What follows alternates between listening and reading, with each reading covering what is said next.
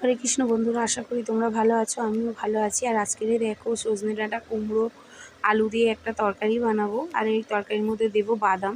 আর আমি এইভাবে সব সবজি কেটে ভালো করে ধুয়ে একটা বাটির মধ্যে রেখে দিয়েছি। এদিকে একটা কড়া বসিয়েছি, আর কড়াইয়ের মধ্যে সাদা তেল দিয়ে দিয়েছি পরিমাণ মতো। এখন 5 ফোড়ন আর শুকনো লঙ্কা আমি দিয়ে দিচ্ছি।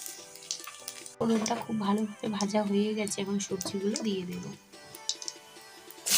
পরিমাণ মতো লবণ দিয়ে দিচ্ছি। লবণটা দিয়ে বেশ ভালো করে নেড়ে করে আর ঢেকে দেবো। ঢাকাটা খুলে টমেটো একটা দিয়ে দিয়েছি, আর কটা কাঁচা লঙ্কা আর আদা করে ঘষে আমি দিয়ে দিয়েছি। একটু ভালো করে নেড়ে চেড়ে নিচ্ছি। টমেটো আদা দিয়ে বেশ ভালো করে নেড়ে চেড়ে নিয়েছি। এখন আমি ভাজা বাদাম দিয়ে দিচ্ছি।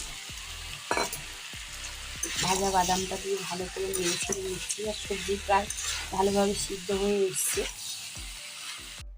একটা বাটিতে জল দিয়ে মশলাগুলো গুলে নিয়েছি। হাফ চামচ দিয়েছি জিরের গুঁড়ো, ধনের গুঁড়ো আর হলুদ গুঁড়ো দিয়েছি। আর লাল লঙ্কার গুঁড়ো দিলাম না, যেহেতু কাঁচা লঙ্কা দিয়ে রান্না করছি।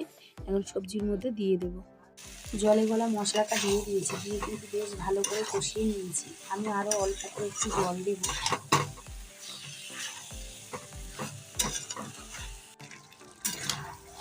রান্নাটা পুরোপুরি হয়ে গেছে, এখন আমি নামিয়ে নেব।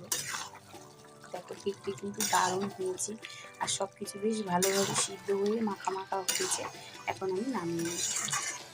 দেখো কুমড়ো আলু আর সজনে ডাঁটা দিয়ে বাদামের রান্নাটা কেমন হয়েছে অবশ্য কমেন্টে জানিও।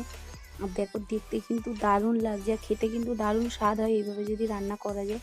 আমি বাদামটা না ভেঙে দিয়েছি, অনেক সময় বাদাম একটু নোড়া দিয়ে ভেঙে দেওয়া যায়।